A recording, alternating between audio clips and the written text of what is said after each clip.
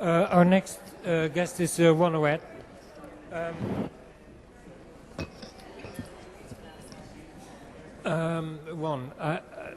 Basically, I've always felt an enormous sympathy for you, a huge respect, considerable admiration, but nevertheless never had a kind of particular incentive to talk to you.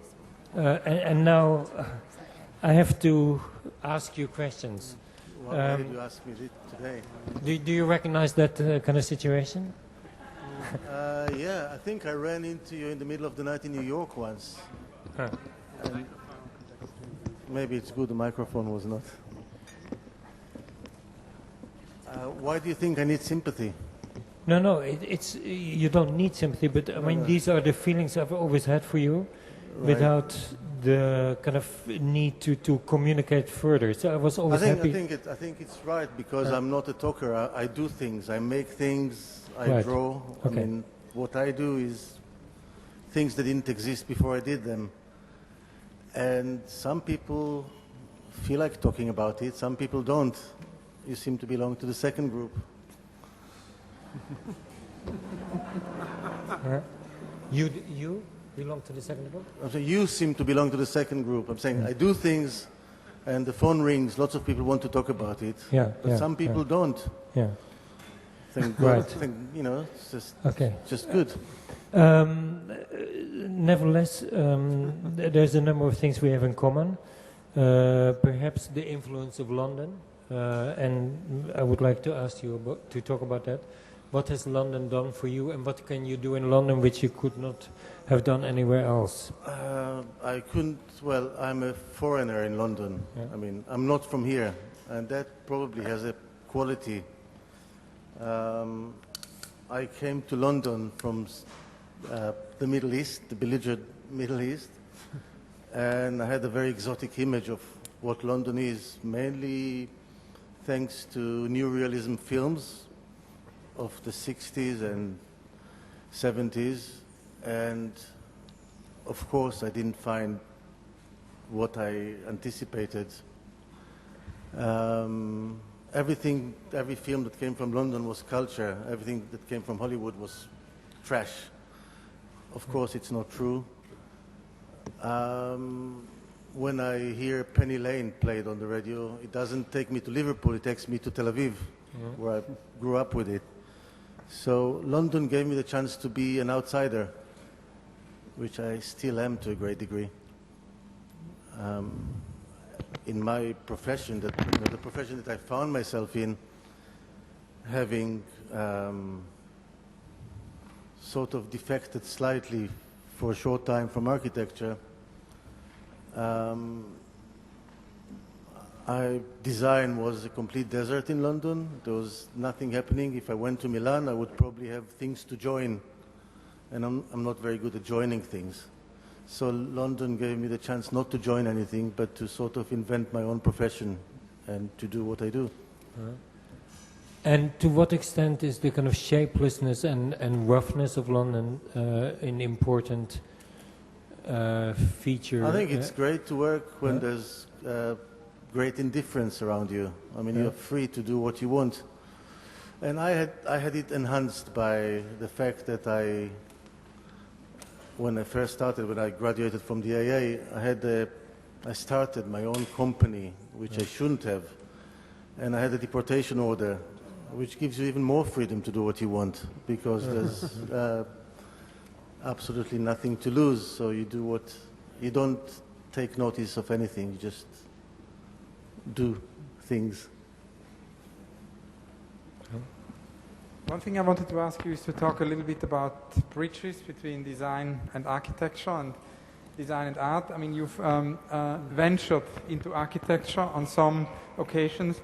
At the same time, you've had sort of close relationship to the visual art context, friendships and dialogues with artists like Cornelia Park or Rachel Whiteread. So I was somehow wondering if you could talk about those two bridges. I think most professions want to be closed shops in some way. And I think Frank Gehry once told me that when he was at the height of his career as a furniture designer, he had to stop it to be taken seriously as an architect.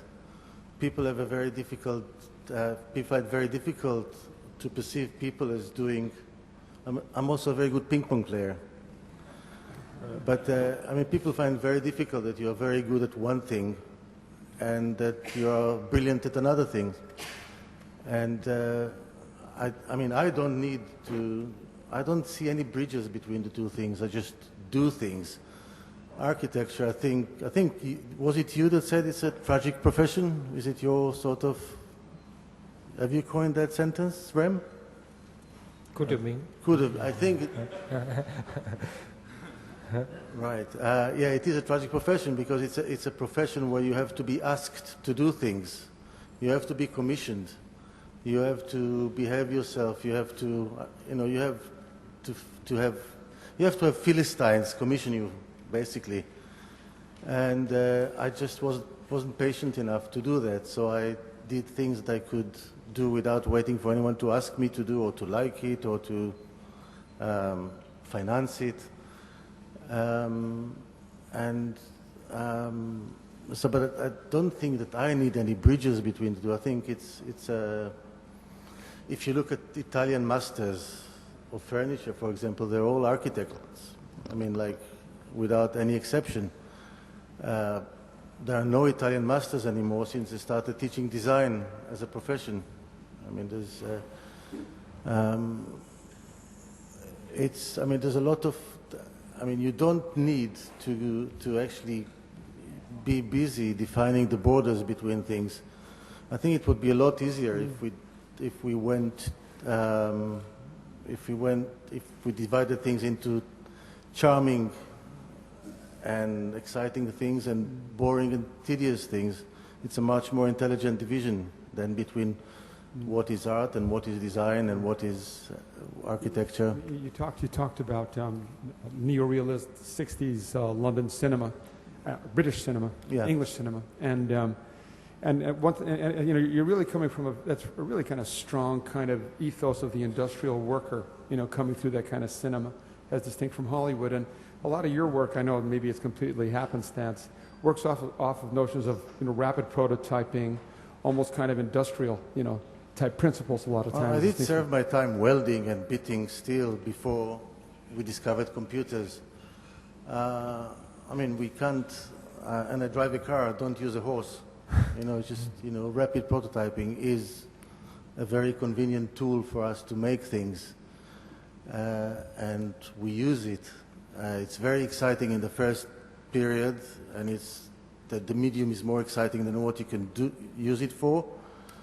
And after a while, it becomes commonplace, and you look for other drugs, other excitements.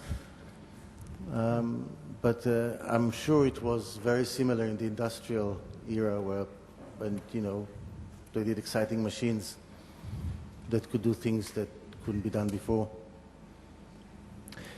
We want to, we'll have a second marathon, and there we will kind of limit the subject to globalization, art and money.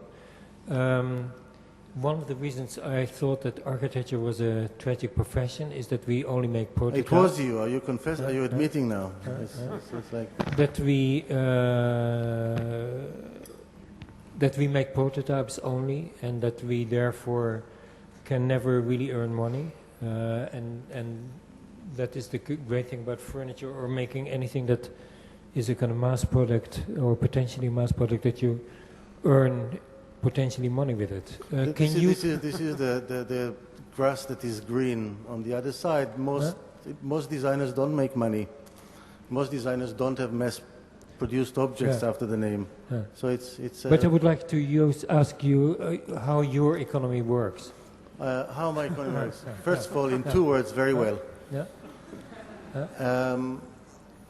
I have 2 economies. I have 3 economies. I have an architectural office that struggles with pleasing clients and mayors and people like that. You know all about that. And a lot of idealistic work that is sometimes not rewarded as fantastically as you want it to be. Then there's the industrial design that if you're lucky, if you have a best-selling piece to yourself, I'm very happy that I have some that just money comes in without you having to do anything. And then there's the studio pieces that is playing the art market, and which, if you really want to know, is the most financially rewarding activity. Of all. Of all of the three, yeah. It finances the architecture sometimes, finances the industrial design at other times. And do you think that connection to the art market, or rather to the market, could ever apply to architecture? Or do you think it would be a smart project for architects to kind of to establish that connection? Or what do you think is inherently the reason that we are stuck? We are stuck because we depend, we have very expensive long education, and all our clients didn't do any course in being a client for architectures.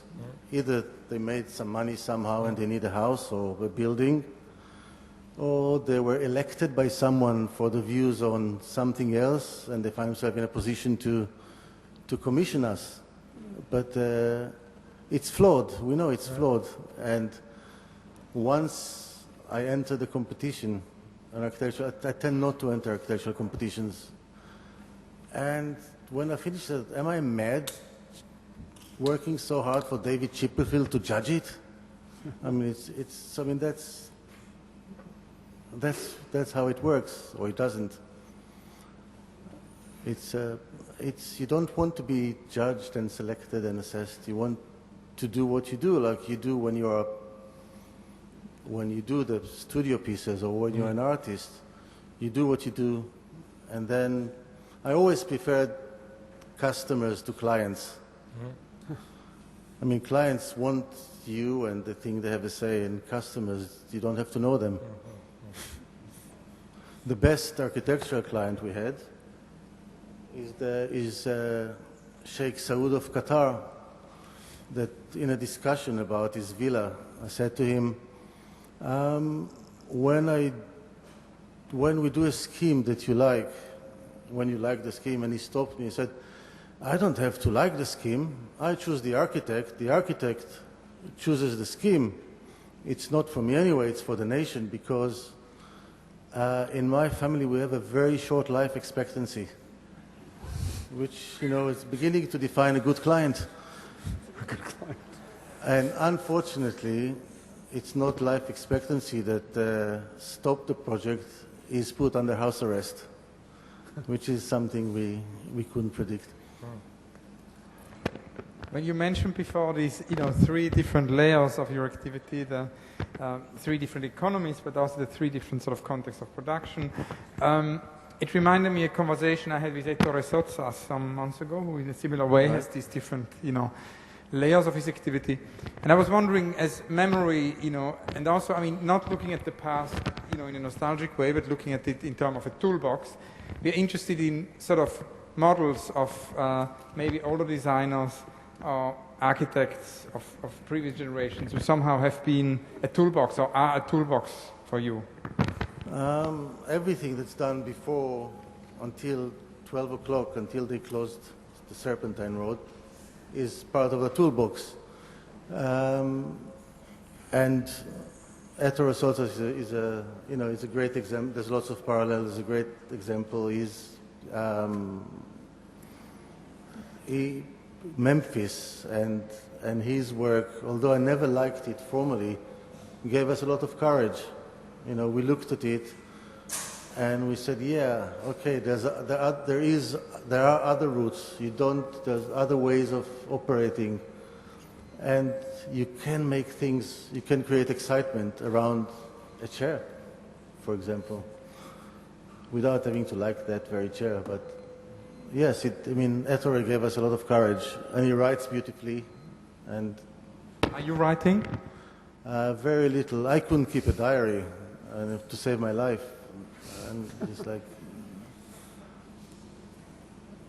Another thing I wanted to ask you is about your unrealized projects. Obviously, in architecture, there is a quite high percentage of unrealized projects usually, and also some of your architectural projects, as the house you wanted to build actually in Hampstead Lane have remained unrealized. But I was wondering if somehow in your practice at large, also in design, industrial design, if there are any kind of unrealized projects which are particularly important for you and which you could tell us about? Yes, I mean, all the projects that you invest time in are extremely important. Some of them exist. Look, when I grew up, when I studied at the AA, no one built anything. And if you did, and that sort of, I mean, we drew bridges from London to New York, and we did walking cities, and we talked about Coney Island and whatever. And no one did build anything. And if you did something that resembled something that is buildable, you had to apologize for it. I mean, it was in a period that, and also architecture was very jealous of the art. They talked about conceptual architecture, architectural murder in the park, Bernard Tschumi, and all sorts of things like that. So, I mean, I grew in a period, I mean, I educated myself in a period that to build something was almost the most uncool thing you could do. It changed, of course, and you know, Peter Cook has his first building. He'll tell you 6 o'clock in the morning. But today, thanks to the digital technology, unrealized, you have photographs and animations and films about things that are not built. But for us, they are almost as real. But yet, there's something very, very good about a product or a building or a physical thing that is better than the